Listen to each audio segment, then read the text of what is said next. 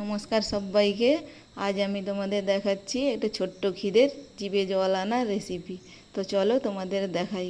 এখানে আমি একটা মিক্সিং জারে দিয়ে দিচ্ছি 250 গ্রাম বোনলেস চিকেন, দুটো বড় সাইজের পেঁয়াজ, 2 চামচ আদা রসুন বাটা। এখানে তোমরা গোটা দিয়ে দিবে, আমার কাছে বাটা ছিল তাই দিলাম।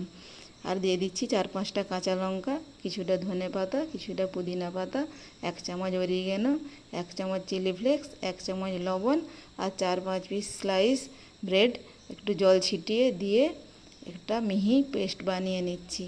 এবার এটা একটা প্লেটের মধ্যে আমি ঢেলে নিচ্ছি আর এতে দিয়ে দিচ্ছি 1 চামচ গোলমরিচের গুঁড়ো।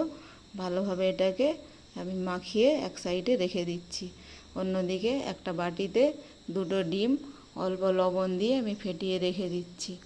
এবার চিকেনের পেস্টটা অল্প অল্প করে এইভাবে হাতে নিয়ে একটু চেপে চেপে এর মধ্যে চিজগুলো দিয়ে ভালোভাবে এইভাবে একটা বলের আকারে বানিয়ে নিচ্ছি।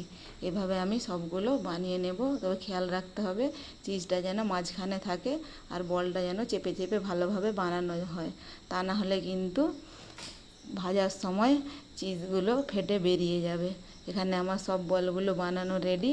এবার এগুলোকে একটা একটা করে ডিমের গোলায় দিয়ে আমি কোট করে নেব। এখানে কোট করার জন্য আমি নিয়েছি কিছুটা প্যানকো, তাতে দিয়েছি অল্প একটু লবণ আর একটু চিকেন মশলা।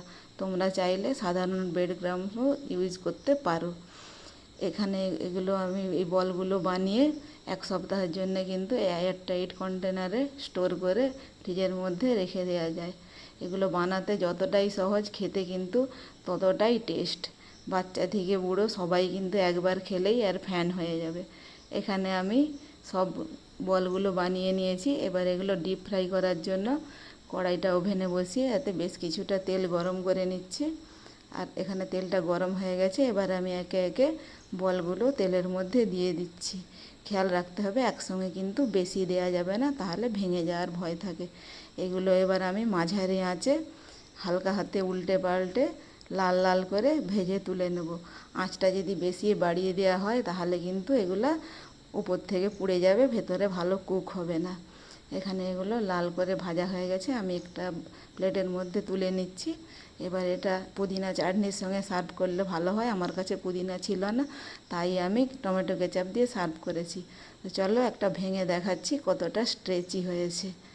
দেখো এখানে কতটা সুন্দর হয়েছে। এটা তোমরা অবশ্যই একবার বাড়িতে বানিও।